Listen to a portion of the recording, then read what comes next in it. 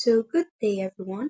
I am Liana Ambrosio, and for my final output, I will be discussing disaster risk management strategies for resilience. So, in the world where disasters can strike at any time, having proactive approach to reduce their impacts is crucial for and uh, protecting communities and ensuring long-term resilience. So, why it is important that we discuss disaster risk management? With the climate change intensifying, natural hazards such as flood, hurricanes, and wildfires, the risks to human lives and economies are growing. Effective disaster risk management can mean the difference between devastation and recovery. So this help minimize loss of lives, economic damage, and long-term disruptions to society. So what will we cover today? First, we will define key concepts in the disaster risk management. Then we will look at real-world applications, how different countries and organizations implement disaster reduction strategies. And finally, we will discuss effective strategies for resilience. By the end of this session, you have a clearer understanding on how we can build a safer, more resilient community. So now let's talk more about the disaster risk management or DRM. So disaster risk management is about identifying, assessing, and reducing disaster risk. So the goal is to minimize the impact of disasters on people, community, and infrastructures. So there are four key components of DRM. First is prevention and mitigation. So this involves actions taken to reduce the likelihood of disasters happening or lessen their impact. For example, is building stronger infrastructure in earthquake-prone areas. Next is preparedness. So this focuses on planning and training for potential disasters, and includes early warning systems, emergency drills, and public awareness campaigns.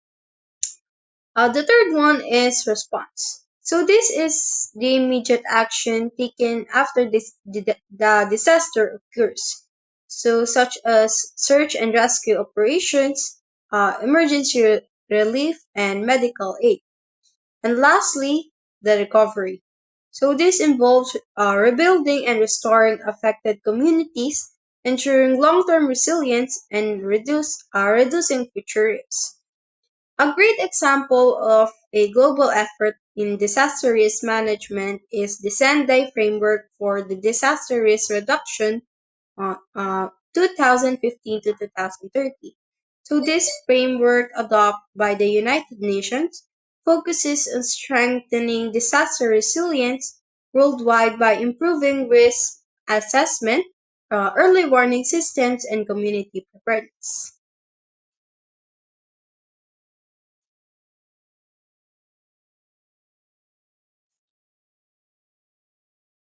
So now let's explore some key strategies in DRM that help minimize the impact of natural disasters and enhances community resilience. So first in this is the risk assessment. This involves hazard mapping and vulnerability analysis to identify high-risk areas and develop appropriate response plans. For example, in earthquake-prone areas, government and city planners use seismic data to guide infrastructure development, ensuring buildings and roads can withstand tremors. Second is community preparedness plays a crucial role.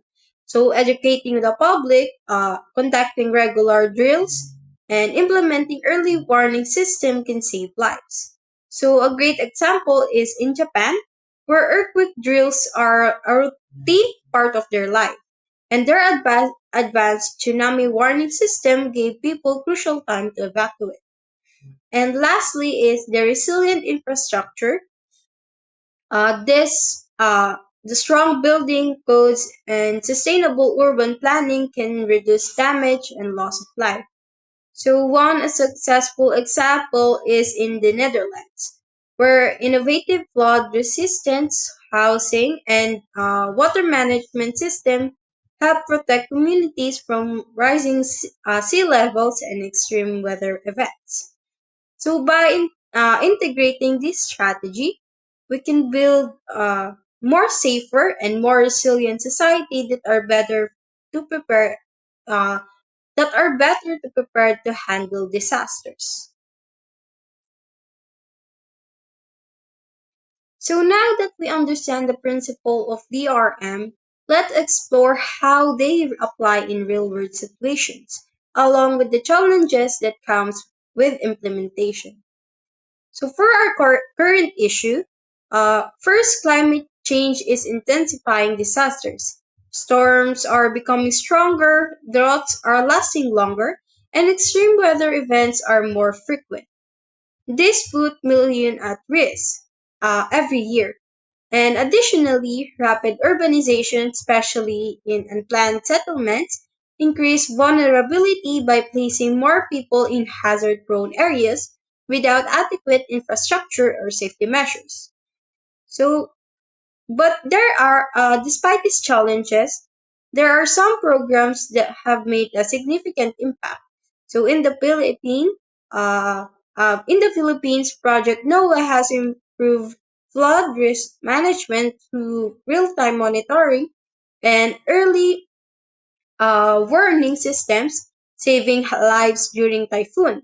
Similarly, in Bangladesh's investment in cyclone shelters has dramatically reduced casualties during a severe storm, showing how proactive measures can make a difference. So, however, implementing effective DRM strategies isn't easy. Many countries found funding constraints limiting their ability to invest in necessary infrastructure technology. Coordinations between agencies is often lacking, leading to inefficiency. And without strong political will, DRM initiatives may not receive a long-term commitment they need to be truly effective.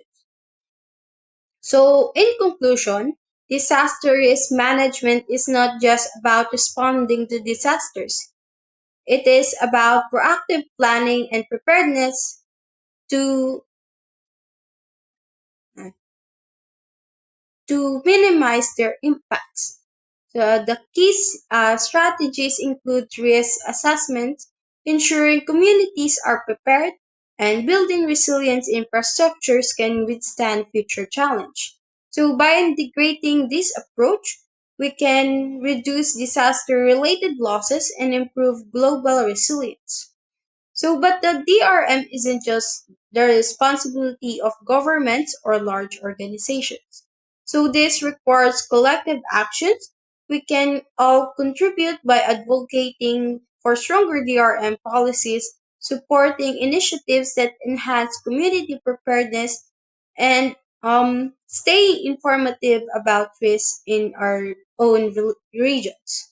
So, the more proactive we are, the better we can protect ourselves and the future generations from growing threats of disasters. So that's all. Thank you.